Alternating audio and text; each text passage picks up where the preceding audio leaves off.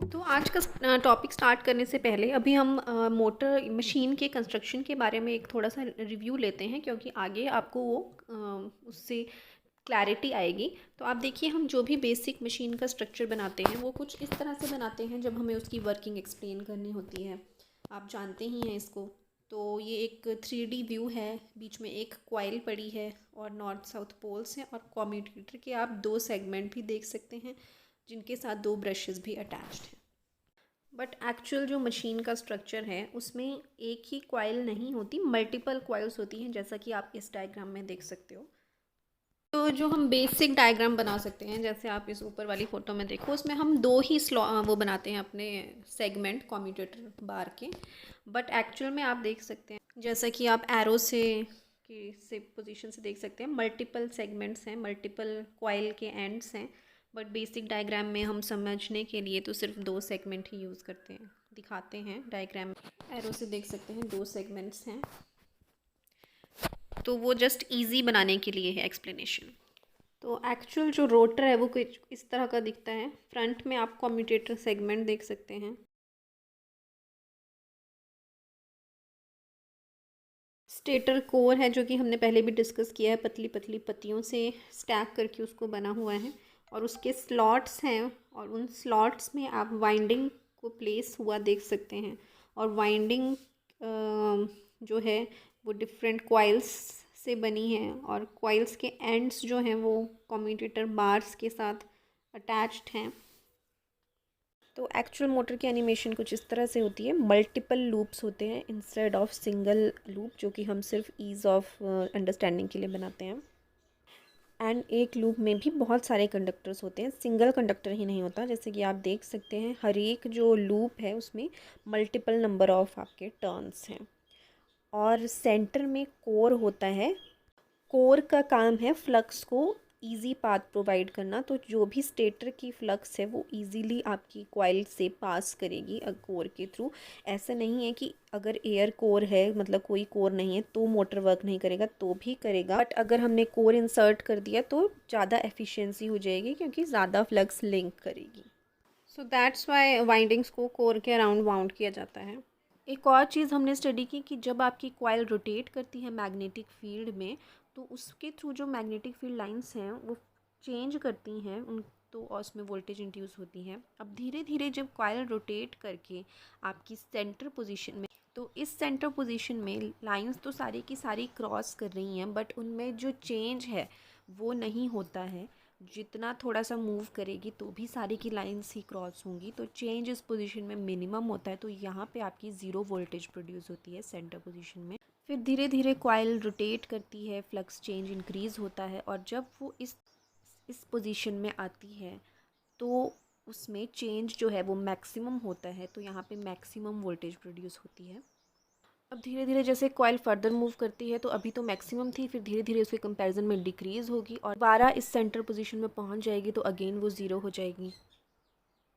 इस पोजीशन में ज़ीरो के बाद दोबारा से धीरे धीरे इंक्रीज़ होके इस पोजीशन पे मैक्सिमम हो जाएगी। बट अब उसकी डायरेक्शन चेंज हो चुकी है, जो कि आप फ्लेमिंग्स रूल से निकाल सकते हैं। दूसरी साइड जब कॉइल आ जाती है तो उसमें करंट और वोल्टेज की डायरेक्शन चेंज हो चुकी है। तो अब अगर आपको AC ही बाहर चाहिए तो हम स्लिप रिंग्स का यूज़ करते हैं। तो स्लिप रिंग कुछ इस तरह का स्ट्रक्चर होता है, जैसा कि आप जानते हैं। तो हम इससे हमें जो वोल्टेज प्रोड्यूस हो रही है कॉइल में वो ऑल्टरनेटिंग ही होती है, AC होती है। तो अगर हम स्लिप रिंग का यूज़ करते हैं तो बाहर आपको ऑल्टरनेटिंग AC मिलता है। तो this is how a basic slip ring looks like. ऊपर वाले फ़ोटो में आप देख सकते हैं किस तरह का स्लिप रिंग, और नीचे वाले में शाफ्ट पे माउंटेड है, और दो ब्रशेस भी जो हर एक स्लिप रिंग को टच कर रहे हैं, आप देख सकते हैं। एंड अगर हमें अब बाहर DC कलेक्ट करना है, मतलब जो आपकी कॉइल है उसमें प्रोड्यूस तो AC ही होगा, पर अगर हमें बाहर सिर्फ DC लेना है तो अब हम कम्यूटेटर का यूज़ करते हैं। सो कम्यूटेटर कुछ इस तरह से हम ड्रॉ करते हैं, आपने पहले भी किया है। एंड एक्चुअल में कम्यूटेटर कुछ इस तरह से दिखता है, और आगे जो मशीन के साथ लगता है वो आप इस तरह से आप देख सकते हैं पिक्चर में कैसे कम्यूटेटर आगे अटैच्ड है। आई होप बेसिक वर्किंग आपकी क्लियर हो। Now I will proceed to armature reaction.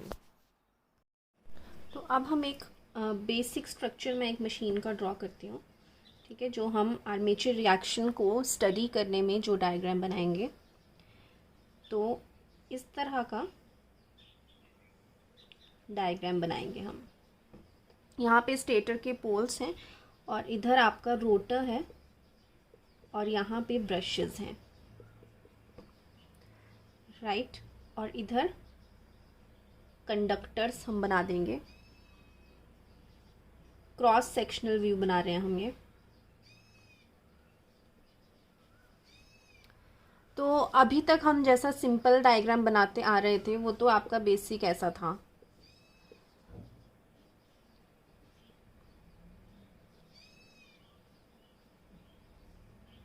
कुछ इस तरह का डायग्राम हम बनाते थे। इधर ब्रशेस, ये कम्यूटेटर्स थे दो, और ये इस तरह से। पर आगे हम जब स्टडी करते हैं और मल्टीपल जब हमें टर्न्स बनाने होते हैं, जैसे मैंने आपको स्ट्रक्चर भी बताया कि यहाँ पे मल्टीपल कॉइल्स रहती हैं, ना कि एक ही कॉइल होती है, इस तरह की बहुत सारी कॉइल्स होती हैं। तो अब उसको बनाना तो बहुत मुश्किल है, तो फिर हम इस तरह से रिप्रेजेंट करते हैं। अब इसको आप ऐसे ही देख लो, चाहे इसको अगर पूरा मैं 3D में हम बनाना चाहें तो कुछ इस तरह का दिखेगा आपको। एंड इधर ये स्टेटर है और इधर इसके कंडक्टर्स होंगे जितने भी आपने बनाने हैं, और ये स्लॉट्स में इधर कंडक्टर्स प्लेस्ड होंगे। तो इसी चीज़ को हम इस तरह से रिप्रेजेंट कर देते हैं, ठीक है। और यहाँ पे क्रॉस और डॉट से हम करंट्स की डायरेक्शन को भी दिखा सकते हैं कि किस डायरेक्शन में करंट फ्लो कर रहा है। अब तो आप अगर इन डायग्राम्स में देखेंगे तो ब्रशेस हम इस तरह से बनाते हैं, ठीक है। यहाँ पे और इधर ब्रश होता है। पीछे भी जितने भी मैंने क्लिप्स आपसे शेयर की उसमें भी आप देख सकते हैं इधर ब्रशेस हैं, ठीक है। तो अब पर जब हम अब आर्मेचर रिएक्शन को स्टडी करते हैं तो हम अब ब्रशेस को इधर रिप्रेजेंट करते हैं, ठीक है, जस्ट अपने डायग्राम में। क्योंकि ये जो ब्रशेस हैं, जब आपका कम्यूटेटर मतलब जब ये इस तरह से जब कॉइल आ जाती है वर्टिकल, तो आप देख सकते हैं जब तो कम्यूटेटर बार्स कुछ इस तरह से आ जाते हैं और ब्रशेस इस तरह से दोनों को शॉर्ट कर देते हैं और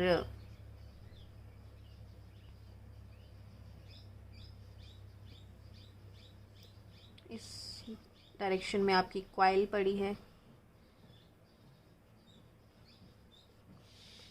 ये इतना साफ नहीं बनी है, बट आपको जस्ट समझाने के लिए कि जब ये कॉइल वर्टिकल आ जाती है, जो भी कॉइल वर्टिकल आएगी उसके ब्रशेस भी उसके साथ घूम के इस पोजीशन में आएंगे, क्योंकि पहले ऐसे होंगे, जब वो घूम के कॉइल ऊपर को चली जाएगी, ठीक है, तो ये घूम के भी ऊपर को उसकी डायरेक्शन हो जाएगी। तो ब्रशेस आपके ऐसे आ जाते हैं और इस पोजीशन में हम जानते हैं आपकी फ्लक्स पास तो सारी होती है, प्लस चेंज मिनिमम होता है। तो वोल्टेज तो इसमें ज़ीरो इंड्यूस होती है, करंट भी उस टाइम पे ज़ीरो होता है जो भी कॉइल सेंटर में आती है, ठीक है, वर्टिकल आती है। अब उसके बाद जो है वो करंट की डायरेक्शन चेंज हो जाती है। तो ये जो वर्टिकल पोजीशन है वहाँ पे हम ड्रॉ करने के लिए ब्रशेस को उस पोजीशन में ड्रॉ करते हैं, ठीक है। तो इस तरह से आपने ड्रॉ करना है। एक्चुअल में तो वो होगा तो ऐसे ही, बट हम ड्रॉ उसको इस पोजीशन में करते हैं वर्टिकल में, जिसके बाद आपकी करंट चेंज हो जाते हैं। तो अब ये आपका डायग्राम बनेगा, ये आपको मैंने बता दिया किस तरह से बन रहा है। अब हम इसके ऊपर आ जाते हैं और इसमें करंट्स की डायरेक्शन देखते हैं।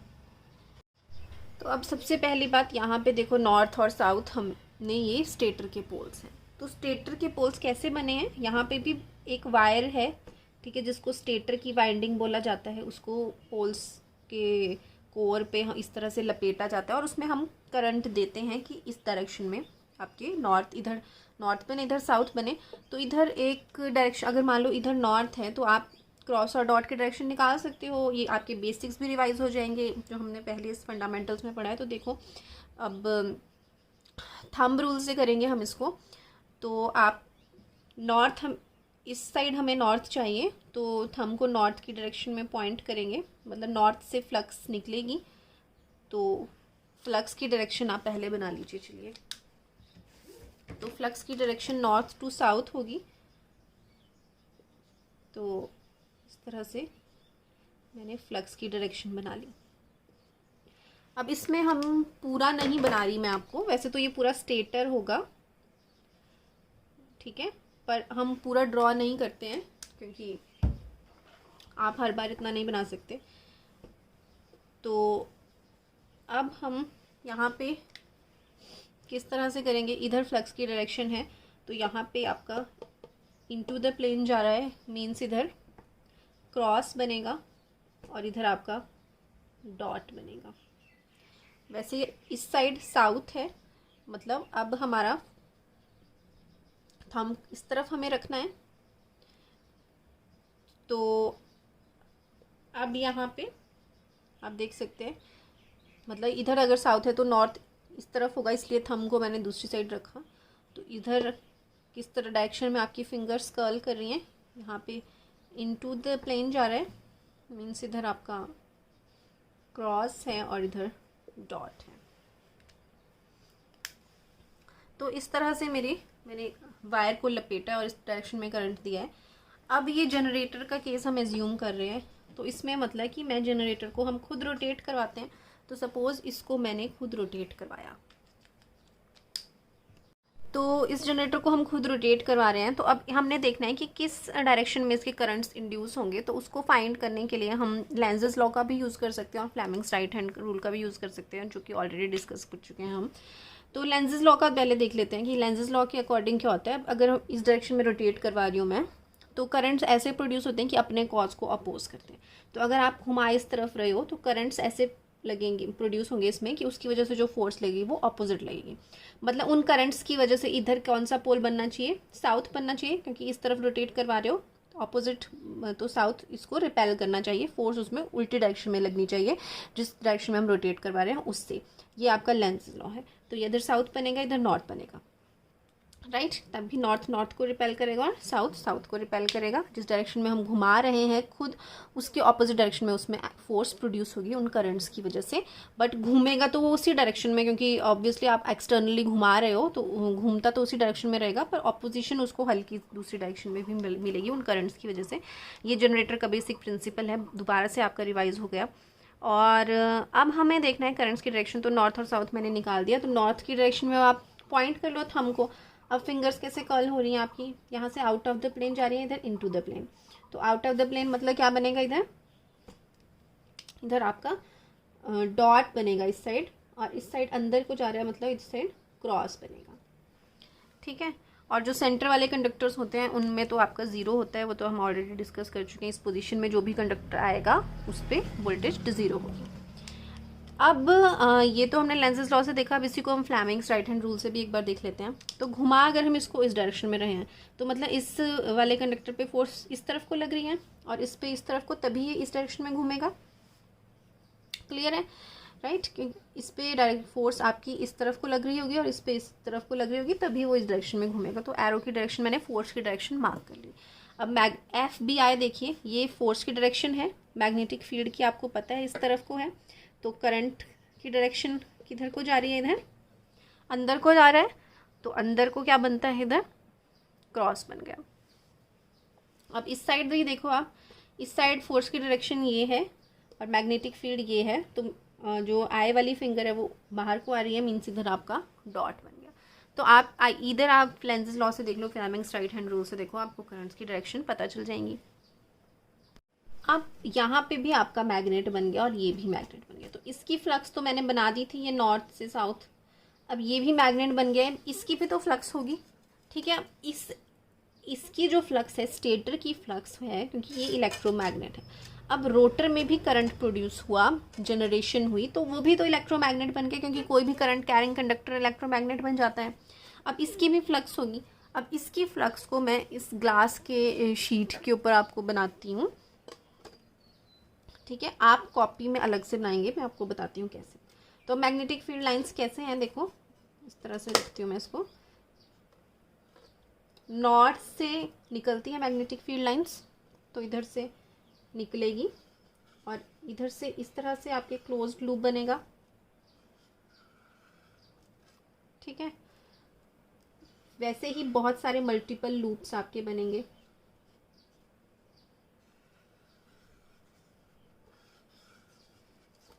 सिमिलरली इस साइड भी मैग्नेटिक फील्ड नॉर्थ से निकलती है और आउटसाइड नॉर्थ टू साउथ होगी और इनसाइड साउथ टू नॉर्थ। ठीक है, आउटसाइड द मैग्नेट नॉर्थ से निकलेगी और नॉर्थ, ये नॉर्थ है, नॉर्थ से निकल के अपने मैग्नेट के साउथ में एंटर करेगी और अंदर जो मैग्नेट का अंदर वाला है वहाँ पे साउथ टू नॉर्थ उसकी डायरेक्शन होती है। तो इस तरह से आपके क्लोज्ड लूप्स आपके बन जाते हैं। इस तरह की मैग्नेटिक फील्ड लाइंस होती हैं। तो एरो की डायरेक्शन लगा देते हैं इधर, यहाँ से निकलती हुई दिखा दो, इधर एंटर कर रही है साउथ में और अंदर भी एरो मार्क कर देंगे। तो इस तरह की मैग्नेटिक फील्ड्स बन जाएंगी। ये आपकी स्टेटर की मैग्नेटिक फील्ड्स हैं और ये आपका रोटर है। ठीक है, अब इन दोनों, क्योंकि अब ये भी फ्लक्स है और ये भी फ्लक्स है, तो ये जो फ्लक्स है रोटर की वो स्टेटर के फ्लक्स को डिस्टर्ब कर देती है, डिस्टॉर्ट कर देती है। उसी को हम आर्मेचर रिएक्शन कहते हैं। ठीक है, तो इस पे अभी हम दोबारा आएंगे, उससे पहले अभी दो टर्म्स हमें डिस्कस करनी है। तो एक होता है आपका ज्योमेट्रिक न्यूट्रल एक्सिस,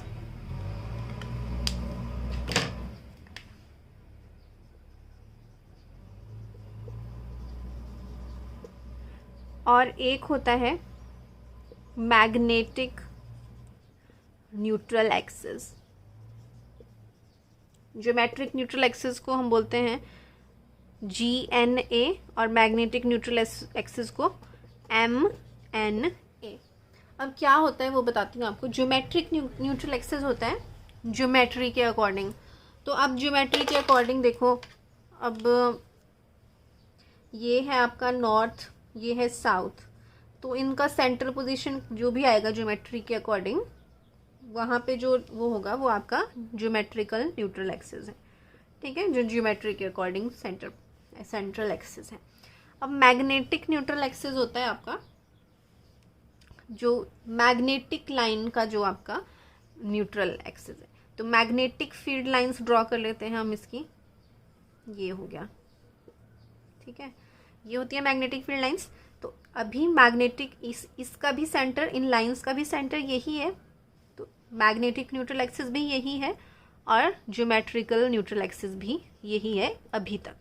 ठीक है, MNA भी यहीं पे, इन लाइंस का सेंटर भी यहीं पे ही है और ज्योमेट्री के अकॉर्डिंग भी सेंटर यहीं पे ही है।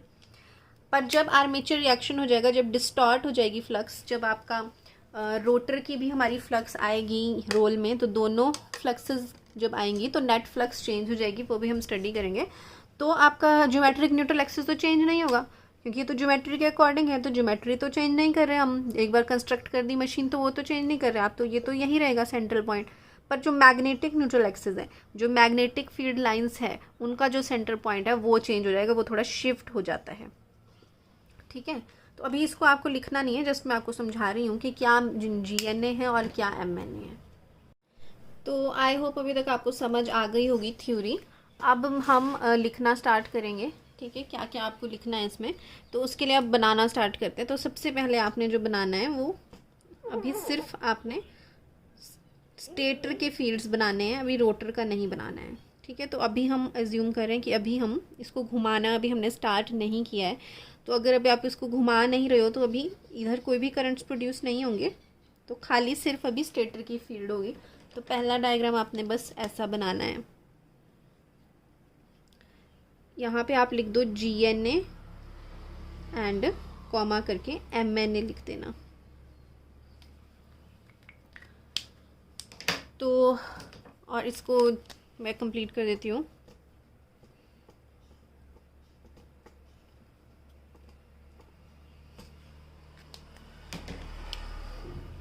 इस तरह से बनेगा ये। तो अभी ब्लैंक है, कोई करंट्स की डायरेक्शन इसमें हमने नहीं शो की है, क्योंकि अभी करंट कॉइल में नहीं प्रोड्यूस हो रहा, अभी हमने इसको घुमाना स्टार्ट नहीं किया, तो सिर्फ अभी हमारी स्टेटर की फील्ड है। तो जब ऐसा केस है तो जो GNA है, ज्योमेट्री के अकॉर्डिंग जो सेंटर है, वही आपकी फील्ड का भी सेंटर है। ठीक है, तो ज्योमेट्रिक न्यूट्रल एक्सिस और मैग्नेटिक न्यूट्रल एक्सिस इस केस में सेम है। After that you can write that it is seen that GNA and MNA are same. अब इतना लिखने के बाद आप दोबारा से ये डायग्राम बनाओगे, बट अब हम डिफरेंस ये होगा कि अब हम इसको रोटेशन देंगे, ठीक है। और जब हम इसको रोटेशन देंगे तो इसमें जो भी आपके करंट्स प्रोड्यूस होंगे, इस तरफ डॉट होगा और इस तरफ क्रॉस होगा, जो हमने ऑलरेडी निकाल लिया था। मतलब इस तरफ आपका नॉर्थ बन रहा है और इस तरफ साउथ। तो अब ये सिचुएशन रहेगी when your rotor is rotated. अब इसकी जो फ्लक्स होगी उसको भी हम ड्रॉ कर लेंगे। तो इस तरह से ड्रॉ करना, नॉर्थ से फ्लक्स लाइंस इस तरह से, ये एक सर्कल बना,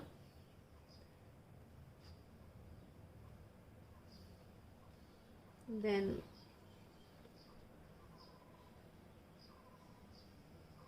लाइक दिस, इस तरफ भी अब बाहर की तरफ हमने नॉर्थ से साउथ में एंटर करते हुए बताना है। तो इस तरह की लाइंस बनेंगी। एरो की डायरेक्शन नॉर्थ से निकलती हुई बनानी है, साउथ में एंटर करती हुई बनानी है। तो अब ये दोनों फ्लक्सेस हमारी रोल में आ गई। तो करंट्स जब फ्लो कर रहे हैं रोटर में तो फ्लक्स बन रही है रोटर में, और जैसे कि फिगर में लिखा है आप ऐसे लिखेंगे, फिगर ड्रॉ करके आप ये सेंटेंस लिखेंगे। अब थर्ड डायग्राम बनेगा, इन दोनों का जो रिजल्टेंट फ्लक्स बनेगा वो कैसा बनेगा, ठीक है। तो आप देखना, अब जो रिजल्टेंट फ्लक्स बनेगा, रेड वाली और ग्रीन वाली, मतलब रोटर और स्टेटर की जो फील्ड्स हैं उनको मिला के जो फ्लक्स बनेगा वो कुछ, उसकी शेप कुछ इस तरह से होगी।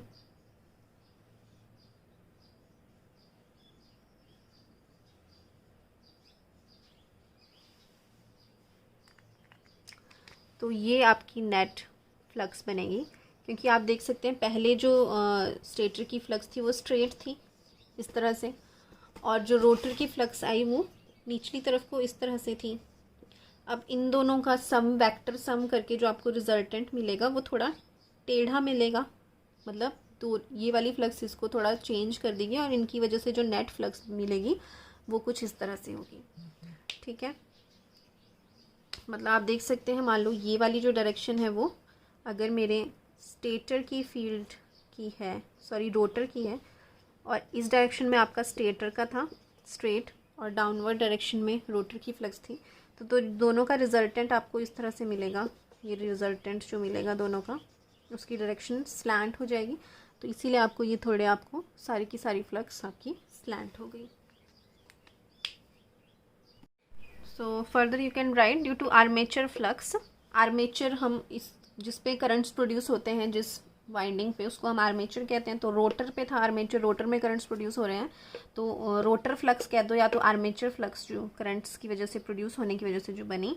जो distribution of air gap flux is distorted, मतलब नेट जो फ्लक्स थी आपकी एयर गैप में, बीच में जो गैप था उसमें जो नेट फ्लक्स थी वो डिस्टर्ब हो गई। पहले बिल्कुल ऐसे थी, जब आपकी आर्मेचर के करंट्स आए तो वो डिस्टॉर्ट हो गई। The effect of armature flux on field flux, ठीक है, जो स्टेटर पे फील्ड वाइंडिंग होती है जिससे हम खुद पोल्स बनाते हैं, और आर्मेचर वाइंडिंग जब हमारी जिसमें करंट्स प्रोड्यूस होते हैं। तो आर्मेचर फ्लक्स का जो फील्ड फ्लक्स पे इफेक्ट पड़ा उसी को हम आर्मेचर रिएक्शन कहते हैं। तो इसमें आप देख सकते हो कि अब ज्योमेट्रिक न्यूट्रल एक्सिस तो हमने बना दिए थे। अब मैग्नेटिक न्यूट्रल एक्सिस, जब ये वाली फ्लक्स नहीं थी तो इधर ही था, बट अब जब डिस्टर्ब हो गई तो अब इस जो मैग्नेटिक फ्लक्स है, अब इसका सेंटर किधर बनेगा, आपका इधर बनेगा, ठीक है। तो अब ये ज्योमेट्रिक न्यूट्रल एक्सिस ये हो गया जो सेंटर पॉइंट था, और जो मैग्नेटिक फील्ड लाइंस का जो सेंटर पॉइंट है वो आपका इधर हो जाएगा। अपने डायग्राम के अकॉर्डिंग जैसा भी आप बनाएंगे उसका सेंटर पॉइंट आप बना देंगे। तो अब ये आपका मैग्नेटिक न्यूट्रल एक्सिस हो गया। तो अब ज्योमेट्रिक न्यूट्रल एक्सिस और मैग्नेटिक न्यूट्रल एक्सिस चेंज हो गए। नाउ अब हमने देखा कि मैग्नेटिक न्यूट्रल एक्सिस भी शिफ्ट हो गया, तो आप लिखोगे MNA is shifted from GNA by an angle alpha, ठीक है, किसी भी एंगल अल्फ़ा से वो शिफ्ट हो चुका है। तो अब एक पॉइंट है कि पहले हम जो ब्रशेस थे वो हम GN GN geometric neutral axis में रखते थे, सेंटर में रखते थे। मतलब जब आपका ये आर्मेचर रिएक्शन नहीं था, मतलब जब रोटर की फ्लक्स नहीं थी, तो MNA और GNA तो एक ही थे, एक ही लाइन पे थे। अब आपका MNA शिफ्ट हो गया, तो अब आपको ब्रशेस भी अब शिफ्ट करने पड़ेंगे, मतलब ब्रशेस के एक्सिस भी अब इस डायरेक्शन में आएंगे। ठीक है, इसका रीज़न हम आगे डिस्कस करेंगे, बट आप अभी लिख लो, brush axis has to be shifted by an angle alpha, उसको भी हमें अल्फा एंगल से शिफ्ट करना पड़ेगा। At MNA magnetic neutral axis में रखने पड़ेंगे ब्रशेस। ठीक है, इसका रीज़न है स्पार्कलेस कम्यूटेशन। कम्यूटेशन अभी हम आगे नेक्स्ट टॉपिक में पढ़ेंगे, तो ये इसका इम्पॉर्टेंट है। दूसरी बात ये है कि अगर मान लो आपका लोड बढ़ जाए, ठीक है, लोड बढ़ जाए का क्या मतलब है, मतलब अब यहाँ पे जनरेटर है, तो जनरेटर की जो वायर्स हैं, अब जो भी जनरेटर में वोल्टेज जनरेट हुई उसके आगे आपने लोड कनेक्ट किया होगा। ठीक है, लोड मतलब कोई भी इंस्ट्रूमेंट, तो जो रन कर रही है करंट पे, जिसको करंट की ज़रूरत है, मान लो आपने अपने बल्ब्स, फैंस और कोई भी लोड, ठीक है, तो आपका जनरेटर रन करेगा तो लोड है यहाँ पे। अगर आपने लोड बढ़ा दिया, ठीक है, लोड बढ़ा दोगे तो करंट भी बढ़ जाएगा। ओके, तो करंट जब बढ़ेगा आपका, तो अगर आपका रोटर में जो है वो करंट्स ज़्यादा जब प्रोड्यूस होंगे, तो उसकी जो फ्लक्स है, अब ये जो फ्लक्स है वो और ज़्यादा स्ट्रॉन्ग बनेगी। ठीक है, रोटर की फ्लक्स और बढ़ जाएगी अगर रोटर का करंट बढ़ जाएगा। अब अगर ये रोटर की फ्लक्स और बढ़ गई, तो जो आपका ये बनेगा इधर, ये और ज़्यादा टिल्ट हो जाएंगे। ठीक है, और डिस्टॉर्ट हो जाएंगी। तो मतलब जो डिस्टॉर्शन हो रही है, आर्मेचर रिएक्शन जो है, उस वो जो भी डिस्टॉर्शन हो रही है उसमें, वो डिपेंड कर रहा है आपका कितना आर्मेचर का करंट है। तो अगर आपका आर्मेचर में करंट ज़्यादा है तो वो ज़्यादा उसको डिस्टर्ब करेगा फ्लक्स को, तो आपकी ज़्यादा डिस्टर्ब हो जाएगी फ्लक्स। और फिर इसका जो पहले के केस में मान लो सेंटर आपका ये था, अगर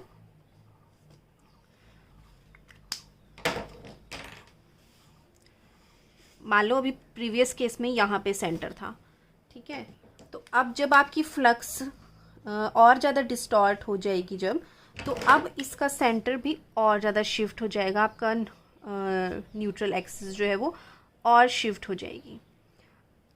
तो अब मतलब जो यहाँ पे MNA बनेगा आपका, ठीक है, पहले MNA अगर इधर था, और करंट अगर आप बढ़ा दोगे तो और फ्लक्स हो जाएगी और डिस्टॉर्शन हो जाएगी, तो MNA और शिफ्ट हो जाएगा। तो मतलब ये जो एंगल अल्फ़ा है जो शिफ्ट कर रहा है आपका, वो डिपेंड करता है कितना जो चीज़ उसको डिस्टर्ब करिए वो कितनी है। अगर ये वाली चीज़ आर्मेचर के करंट ज़्यादा है तो और ज़्यादा शिफ्ट करेगा। ठीक है, अगर बिल्कुल आर्मेचर में करंट नहीं है तो यहाँ पे ही रहेंगे MNA। ठीक है, तो धीरे धीरे मतलब MNA जो एक्सिस है वो चेंज कर रहा है, डिपेंड कर रहा है लोड कितना है आपका। अब मैं थोड़ा आपको और डिटेल में बना के बताती हूँ ये लाइंस कैसे बनती हैं। तो इधर ऑब्जर्व करो, यहाँ पे देखो आप, जो मेन स्टेटर की फ्लक्स है नीचे, वो कैसी है, इस पॉइंट पे इस साइड को जा रही है, और जो आर्मेचर की फ्लक्स है वो इस तरह से जा रही है। ठीक है, इस साइड से जा रही है। तो इस पॉइंट पे जो है ये वाली फ्लक्स और ये थोड़ी सी ऐड हो जाती है दोनों, और ये इस तरफ को है और ये आगे को है, तो ये जो फ्लक्स बनती है इधर को क्राउडेड हो जाती है। ठीक है, ये मतलब ये वाली फ्लक्स उसको ऐड करेगी, उसको अपोजिट नहीं करेगी, मतलब यहाँ पे लाइंस थोड़ी क्राउडेड हो जाती है। अब इस पॉइंट पे देखो, इस पॉइंट पे फ्लक्स आपकी ऐसे आ रही है, और जो आर्मेचर की फ्लक्स है वो कैसे है,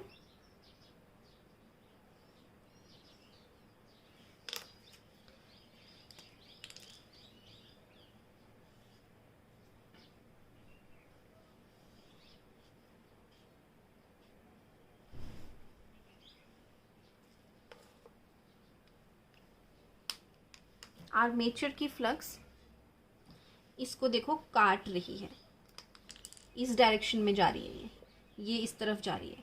यहाँ पे ये भी इसी डायरेक्शन में जा रही है और ये भी इस डायरेक्शन में जा रही है, तो दोनों ऐड अप हो रही है। ठीक है, आप ये इतना आपको समझने की ज़रूरत नहीं है, बस आप ये देखो यहाँ पे जो मेन फ्लक्स है वो एरो इस तरफ है, हाँ, और जो इसकी फ्लक्स थी वो आपकी इस डायरेक्शन में जा रही थी। तो ये दोनों यहाँ पे आप देख सकते हैं, चारों एरो ये सेम ही डायरेक्शन में आ गए, ये भी ये भी ये भी ये भी। बट यहाँ पे ये वाली रेड वाली तो इस तरफ को जा रही है और जो ग्रीन वाली है वो अंदर को जा रही है, तो अपोजिशन कर रही है उसको। तो मतलब यहाँ पे तो आपकी लाइंस बढ़ गई, हमने देखा यहाँ पे बढ़ गई, बट यहाँ पे अब जो पहुँचेगी वो डिक्रीज हो जाएंगी। नाउ थोड़ा और डिटेल में मैं आपको बताती हूँ कैसे लाइंस बनती हैं। तो उसके लिए दोबारा से कंस्ट्रक्ट करती हूँ मैं, इसको आपको बनाने की ज़रूरत नहीं है, जस्ट आप इसको समझ लो। तो इधर नॉर्थ और साउथ है और इधर आपका स्टेटर होगा, सॉरी रोटर, और रोटर के कंडक्टर्स,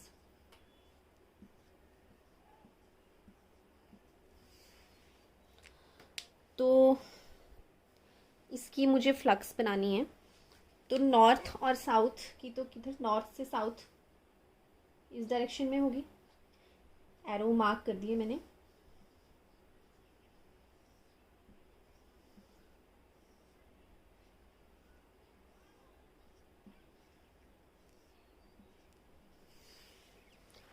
और जो रोटर की फ्लक्स होगी वो इधर नॉर्थ बनता है, इधर साउथ, तो वो कैसे बनेगी वो देखते हैं। तो यहाँ से आपकी फ्लक्स लाइंस हम ड्रॉ कर लेते हैं।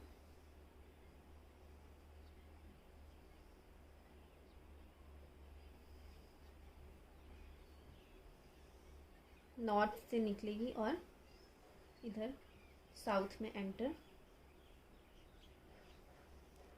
इधर नॉर्थ से निकलेगी और साउथ में एंटर। तो इस तरह की लाइंस बनेंगी आपकी इस साइड। दूसरी साइड भी वैसे ही बना देंगे हम।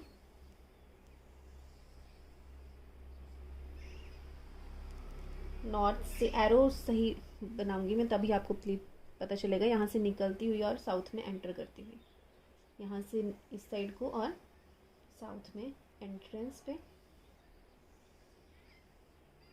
तो इस तरह की लाइंस बनेगी।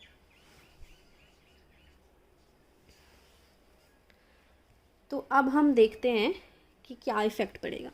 तो आप इधर देखो, ठीक है, इस पॉइंट पे देखो, इस पॉइंट पे जो ब्लैक वाली लाइंस हैं वो इस साइड को हैं और जो ग्रीन वाली लाइंस हैं वो भी उसी डायरेक्शन में हैं। तो वहाँ पे जो लाइंस हैं वो थोड़ी इकट्ठी हो रही हैं, ठीक है। तो इधर अगर मैं बनाती हूँ इसको,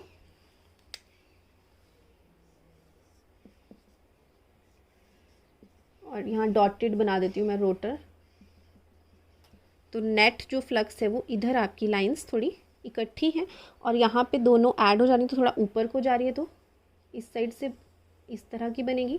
ज़्यादा लाइंस ऐड हो गई, ये स्टेटर वाली और रोटर वाली दोनों ऐड हो गई यहाँ पे, तो ऐसे को।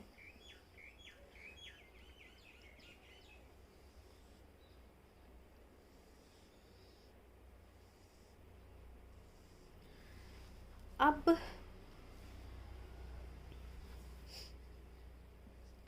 यहाँ पे देखिए आप साउथ के ऊपर वाले हिस्से पे, तो साउथ के ऊपर वाले हिस्से पे क्या हो रहा है, इधर तो फ्लक्स, ब्लैक वाली फ्लक्स तो इस तरफ को जा रही है और जो ग्रीन वाली फ्लक्स है वो ऊपर को जा रही है, दोनों उल्टी जा रही हैं। तो यहाँ पे तो ये वाली फ्लक्स लाइन्स एक दूसरे को अपोज कर रही हैं, तो यहाँ पे आपकी मतलब थोड़ी यहाँ पे इकट्ठी हो रही है और यहाँ पे थोड़ी दूर दूर हो जाएंगी फ्लक्स।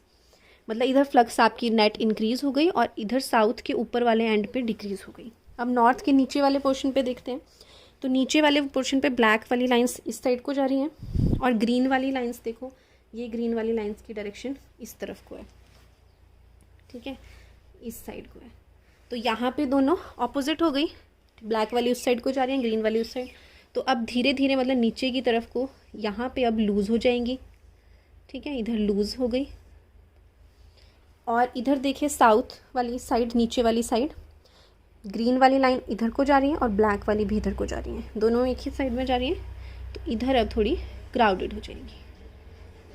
ठीक है, मतलब यहाँ पे और इधर पे आपकी नेट फ्लक्स इंक्रीज़ हो गई नेट, और इधर अब डिक्रीज़ हो गई। तो एक्चुअल में तो जितना इंक्रीज़ होता है फ्लक्स में, इधर जितनी इंक्रीज़ हुई, यहाँ पे जितनी डिक्रीज़ हुई, दोनों इक्वल ही होता है। जितना इंक्रीज़ होता है उधर, उतना वहाँ पे डिक्रीज़ हो जाता है। तो नेट फ्लक्स तो वैसे इट शुड रिमेन कांस्टेंट। ठीक है, मतलब फ्लक्स की डायरेक्शन तो चेंज हो रही है, ठीक है, डिस्टॉर्ट तो हो रही है, पर उसकी वैल्यू जो है वो सेम रहनी चाहिए, क्योंकि जितना वहाँ पे बढ़ी उतना वहाँ पे घट गई। बट एक्चुअल में ऐसा नहीं होता है। नेट फ्लक्स जो है वो थोड़ी सी कम होती है, डीमैग्नेटाइजेशन इसको कहते हैं, डीमैग्नेटाइजेशन होती है। नेट फ्लक्स थोड़ी सी डिक्रीज होती है, इसको फ्लक्स वीकनिंग भी कहते हैं। ठीक है, क्योंकि अदरवाइज तो सेम रहनी चाहिए, बट फ्लक्स वीक होती है, फ्लक्स वीकनिंग। मैं आपको दोबारा से लिखवाऊंगी क्यों होता है ये, क्योंकि जितना इंक्रीज होता है, मतलब इंक्रीज कम होता है और डिक्रीज ज़्यादा होता है, यही मतलब हुआ इसका। पहले हम बोल रहे थे इंक्रीज और डिक्रीज बराबर होंगे, जितना बढ़ा वहाँ पे उतना कम हो गया, तो सेम रहेगा। बट एक्चुअल में जितना इंक्रीज़ है वो उतना नहीं हो पाता। ठीक है, इतना इंक्रीज़ नहीं हो पाता। क्यों नहीं हो पाता? Due to saturation. सैचुरेशन होता है कि अब उसके बाद वो और कुछ नहीं अब्जॉर्ब कर सकता। जैसे आपका हर एक चीज़, किसी भी चीज़ का सैचुरेशन होता है। स्पॉन्ज का सैचुरेशन हो सकता है, कोई स्पंज है, जैसे वाटर एब्जॉर्ब करने की उस पर कैपेसिटी, पानी आप उसको कितना, वो पानी सूख सकता है, एब्जॉर्ब कर सकता है, उसकी लिमिट होती है। उसके बाद वो सैचुरेट हो जाता है। ठीक है, आप स्टूडेंट की भी लिमिट होती है, कितना वो एक दिन में लर्न कर सकता है, वो सैचुरेट हो जाता है उसके बाद। सिमिलरली मैग्नेटिक पोल की भी लिमिट है, मतलब यहाँ पे वो सैचुरेट हो चुका है, अब वो और बढ़ नहीं पाएगा। ठीक है, यहाँ पे भले ही मैग्नेटिक लाइंस क्राउड हो चुकी हैं, बढ़ रही हैं, दिख रहा है आपको बढ़ेंगी, बट वहाँ पे क्योंकि कोर सैचुरेट हो जाता है, due to saturation of the core, इतना इंक्रीज़ फिर नहीं हो पाता। उसके बाद कोई फ़ायदा नहीं बढ़ाने का, तो इंक्रीज़ इतना नहीं हो पाएगा, डिक्रीज़ इधर हो जाएगा। तो इस वजह से नेट जो है वो फ्लक्स वो डिक्रीज़ हो जाती है आपकी। ठीक है, तो उसको डीमैग्नेटाइजेशन कहते हैं और फ्लक्स वीकनिंग। तो आर्मेचर रिएक्शन के हमने दो इम्पैक्ट्स देखे। एक तो नेट फ्लक्स जो है वो कम हो जाती है। ठीक है, नेट फ्लक्स अगर कम हो गई, इस पूरे सर्किट में फ्लक्स अगर कम हो गई, तो जो कंडक्टर अब यहाँ पे होंगे, जो अगर जिनको हम रोटेट कराएंगे, उनमें जो अब करंट है, वोल्टेज है, वो भी कम प्रोड्यूस होगी, क्योंकि अब जिस फ्लक्स को वो कट कर रही है वो कम हो चुकी है ड्यू टू आर्मेचर रिएक्शन। तो अब उसमें वोल्टेज भी कम प्रोड्यूस होगी, क्योंकि चेंज इन फ्लक्स अब कम होगा फिर। तो एक ये है, और दूसरा कि मैग्नेटिक न्यूट्रल एक्सिस हमारी शिफ्ट हो गई, वो हमने पढ़ लिया। पहले मैग्नेटिक न्यूट्रल एक्सिस इधर ही थी, अब इसका सेंटर पॉइंट इधर आ जाएगा, तो मैग्नेटिक न्यूट्रल एक्सिस शिफ्ट हो चुकी है। तो इफ़ेक्ट्स क्या क्या है आर्मेचर रिएक्शन के? फर्स्ट है मैग्नेटिक न्यूट्रल एक्सिस शिफ्ट हो गई GNA से। तो पहले क्या हो इसका मतलब, ये तो हमें बताइए। ज्योमेट्रिक न्यूट्रल एक्सिस इधर है और मैग्नेटिक न्यूट्रल एक्सिस आपकी शिफ्ट हो जाती है जब हम रोटर को रोटेट करते हैं, क्योंकि उसके कंडक्टर्स में करंट जनरेट होते हैं। तो हमने देखा कि जिस डायरेक्शन में हम रोटेट करते हैं उसी डायरेक्शन में आपकी मैग्नेटिक न्यूट्रल एक्सिस शिफ्ट हो गई, ये हमने खुद देखा था। तो ये है, इसमें नोट आप लिख लेना कि in a generator MNA shifts in the direction of rotation, in the direction of rotation। ठीक है, कॉम्पिटिटिव एग्जाम्स में पूछा जा सकता है ये कि जनरेटर में किस डायरेक्शन में शिफ्ट होती है, तो ये हमने एनालाइज किया था। अब मोटर में क्या होता है, ऑपोजिट डायरेक्शन में शिफ्ट होती है। तो ये मैं चाहती हूँ आप खुद एनालाइज करें कि मोटर में कैसे वर्क करेगा। आपने खुद करंट एज्यूम कर लेना दोनों के, और फिर आपने देखना किस डायरेक्शन में मोटर घूम रही है उसके अकॉर्डिंग, और उस वक्त मैग्नेटिक MNA किस डायरेक्शन में शिफ्ट होगी। तो ये आप एनालाइज करके मुझे ये असाइनमेंट आप कर सकते हैं, ग्रुप पे डाल देना। तो मैं देखना चाहूँगी कि आप में से कौन ये कर सकता है। ठीक है, किसको ये समझ आया। तो in a motor MNA shifts in the opposite direction of rotation, in the opposite direction of rotation. Second है फ्लक्स वीकनिंग। तो ये मैंने बताया आपको कि कैसे फ्लक्स आपकी कम हो जाती है डीमैग्नेटाइजेशन की वजह से। ये होती है मैग्नेटिक सैचुरेशन की वजह से। तो ये आर्मेचर रिएक्शन था। I hope you have understood the lecture. Thank you.